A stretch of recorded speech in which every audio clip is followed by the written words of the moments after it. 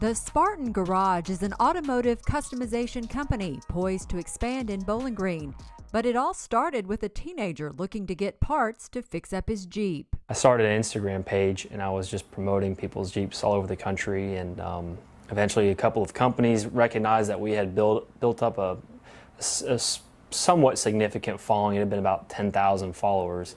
By the time he was a senior, Robert Bowden not only had the Jeep of his dreams, but a full-blown business in his parents' Atlanta garage. Once I got my business license, filled out dealer applications, got approved to sell parts, built the website, that's when I kind of realized, okay, my foot's kind of in the door with this industry. And then from there, it just manifested. That's also when Bowden, who has a learning disability, started looking at colleges. It was Instagram where he first heard of WKU. That's initially how I found it.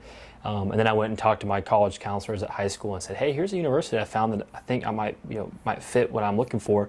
Did a little bit more research into it and realized, this checked a lot of the boxes that I needed out of a university. Those boxes included a smaller class size and close connection with faculty. As a freshman, Bowden was connected with the Center for Research and Development.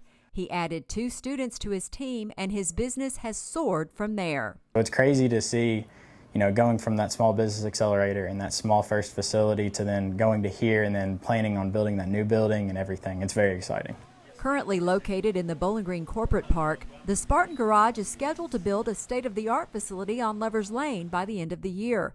It's a success story Bowden says would not have been possible anywhere else. This all ties back to Western. I mean, this ties right back to the very beginning, where if I hadn't come to a school like this, where the university had these things to offer me, a lot of what's happened wouldn't have happened. And I know for a fact if I had gone to another university with this set of circumstances, this would not have happened.